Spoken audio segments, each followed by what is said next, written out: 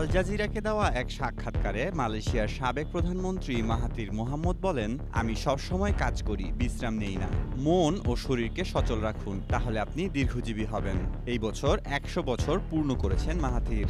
শতবর্ষেও তিনি মালয়েশিয়ার অর্থনীতি, রাজনীতি ও বিশ্ব পরিস্থিতির উপর লেখালেখি করে দিন কাটাচ্ছেন, বিশেষ করে গাজার পরিস্থিতি নিয়ে। আল জাজিরার সাথে আলাপকালে তিনি বলেন, গাজার ফিলিস্তিনি জনগোষ্ঠীর প্রতি ইসরায়েলের নৃশংসতা বিশ্ব ইতিহাসে গেঁথে থাকবে। গাজায় নারী ও শিশুসহ প্রায় ৬৬,০০০ ফিলিস্তিনিকে হত্যার ঘটনা প্রজন্ম থেকে প্রজন্ম, এমনকি শতাব্দী ধরে স্মরণ করা হবে। মাহাথিরের প্রশ্ন, এটা কিভাবে ভুলে যাওয়া যায়? গাজায় যুদ্ধকে গণহত্যা হিসেবে আখ্যা দিয়ে তিনি বলেন, নাৎসি জার্মানির হাতে গণহত্যার শিকার হওয়া সত্ত্বেও ইসরায়েলের এই কাজ বোঝা কঠিন। তিনি মনে করেন ইসরায়েলিরা তাদের অভিজ্ঞতা থেকে কিছুই শেখেনি।